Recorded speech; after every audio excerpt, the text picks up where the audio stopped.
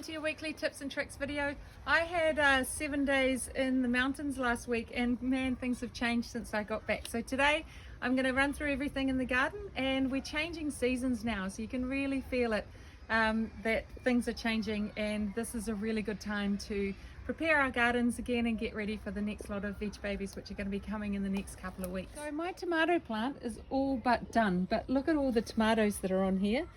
So what we're going to do is just harvest most of the tomatoes off now, and I'm actually going to take this tomato out. Whoops. So we'll take it out and get the ground ready for the next stage. Even though I've got a few slightly still ready to go tomatoes on here, they can just ripen off the vine. So I'll just take all of these off, and then I'll pull the vine out. So here's all my ties. I'm going to put those away for next year. Here's my my stakes. I'm going to see what I can use those for and put them away. And then we've got all of these beautiful tomatoes. Smell that, amazing. Then they look divine. I'm just going to put them inside in a bowl, and these other ones will just ripen up. And I'm also going to show you how to make a shakshuka later. So this is going to come out of the ground. So I'm not going to pull it out because I'm just going to cut it off really low, and the roots will just rot into the ground and just become part of your soil structure. So here we go. Cut that off really low, take it out and put it into my compost, because that is done. So now we've got a lovely big space in here, which we're going to prep for when our new veggies come next week. Courgette is still firing along. I'm going to get rid of a lot of these old leaves to open up some space. That lettuce has gone a bit stringy because he's been sitting under too many leaves. There he goes. Make sure you just kind of get rid of all these ones that aren't really serving it, because he's taken off around the corner now. Here's a lovely courgette.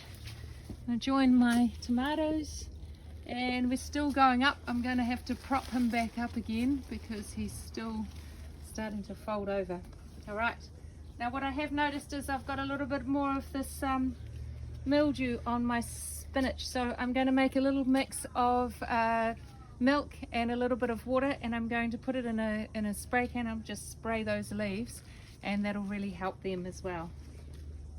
All right, your cucumber is going really well. Mine is, it's got heaps of flowers on it, but they tend to like to spread all over the place, so I'm just going to keep on training this one up. Just got to be really gentle with these because they bend pretty easily, but these little ties just like to hang on to anything that they can, so if you give them the idea of where they need to go, they'll be away.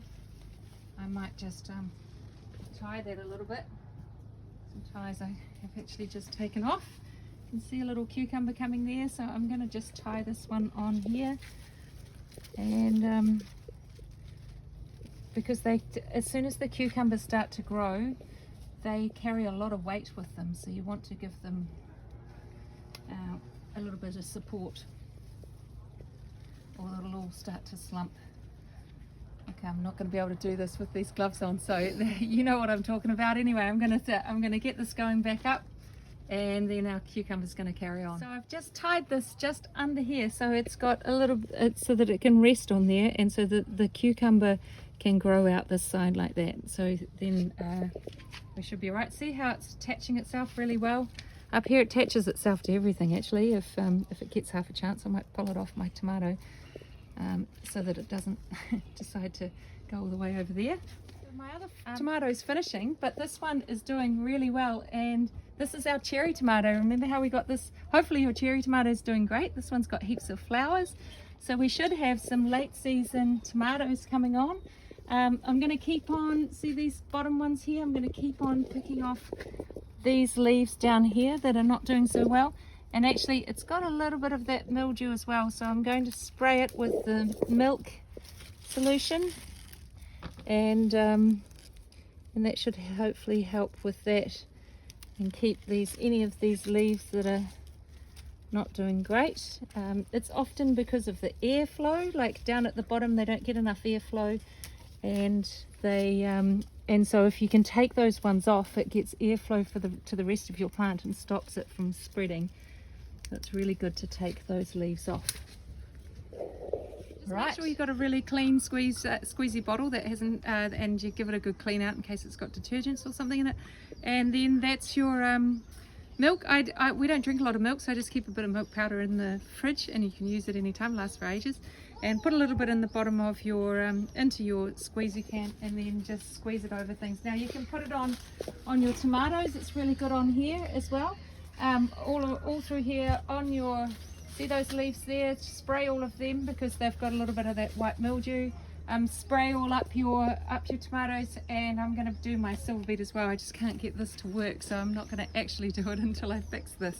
So it's just half water, half milk, and the reason it works is because they say that the sunlight reacts with the proteins in the milk, and it makes for a sort of an antiseptic that works on your plants. So but it does work, so give that a try it's a real easy home remedy to use for powdery mildew. Away, this didn't get any water. Now it won't come back from here, and it's an annual anyway, so that's okay. It's had a great summer, and I'm just going to take it out. So there's no point in trying to revive something when it's gone quite that far if it's an annual, because it's probably already nearly at the end of its season anyhow.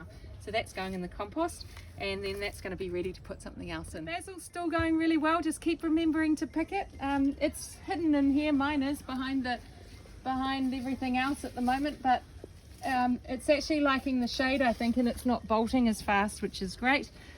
My parsley is a little bit stringy, so I'm going to keep on picking a few bits of that so that it bunches up a little bit. We want it to be able to start to bunch out a little bit. And now I told you that my eggplant back here was not doing very well. Well, I think I'm just going to actually axe it.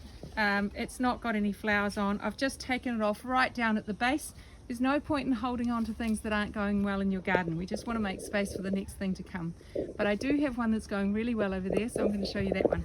Now, I might not have had any eggplants over here, but these are actually the same plants that I'd put in over here when I had a couple of extra boxes. And as I said a little while ago, I hadn't had any luck over there because I'd shaded them out too much with my courgette. But hopefully you're in a position where you've got these, and these are ready to harvest. Hopefully I've got a couple of them here. There's more coming. There's about, oh my gosh, there's about 4 or 5 more coming off this plant, which is amazing. So I'm just going to do I'm going to put a recipe into the Facebook page, which is for shakshuka, which is eggplant, beautiful tomatoes which we've just harvested, and you drop an egg into the middle of it, and bake it, and it's just delicious. So here we go.